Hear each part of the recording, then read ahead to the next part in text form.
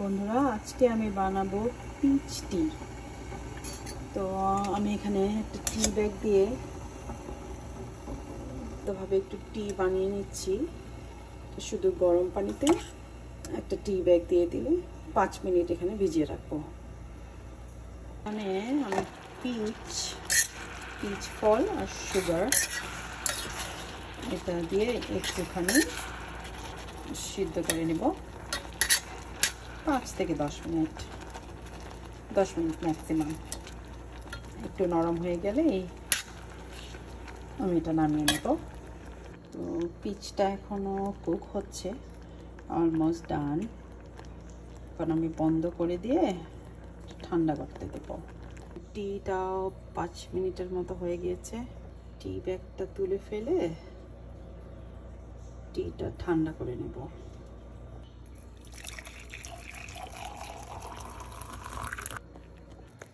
তো এখানে আমি এখন পিচ ফলগুলো একটু ছেঁকে নেব। এটা কুক হয়ে গেছে, ঠান্ডা করে নেব।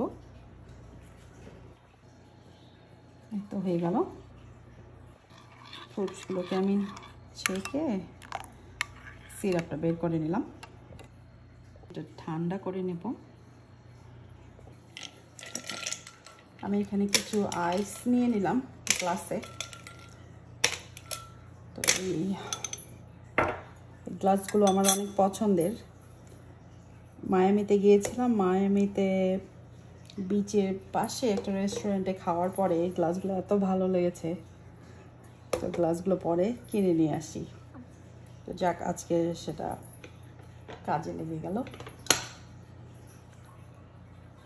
এখানে টি ব্যাগ দিয়ে টি বানিয়ে রেখেছিলাম 5 মিনিটস গরম পানিতে ভিজিয়ে রেখে। সেই টি এখানে দিয়ে দিই।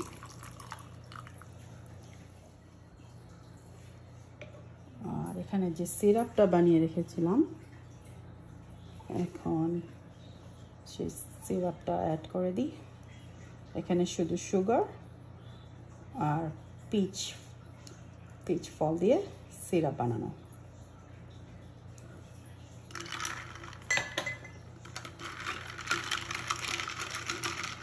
পিচ ফলটা তো আমাদের ডালাসে অনেক পাওয়া যায়। ডালাসে শুধু পিচ, পেয়ার, ফিগ, জুজুবি এই টাইপের কিছু ফ্রুটস হয়। ফ্লোরিডাতে তো অনেক কিছু হয়, ক্যালিফোর্নিয়াতেও হয়। ডালাসে ফ্রুটসের খুব তো এই পিচ ফলটাই জন্য আমরা ডালাসে অনেক পাই। পিচটা খুব মজা, ভিতরে দেখতে এরকম। পিচ দিয়ে কেক বানানো যায়, অনেক কিছু হয়, জেলি, টি। এখানে বাচ্চাদের পিচ টিটা অনেক পছন্দ, তো তাই ভাবলাম দেখি।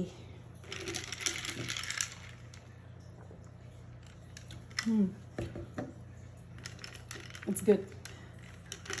হোমমেড পিচ টি খুব ইজি, খুব সহজেই বানানো যায়। যে কেউ বানাতে পারবেন, বানিয়ে খেতে পারবেন। I hope you enjoy it. Thank you.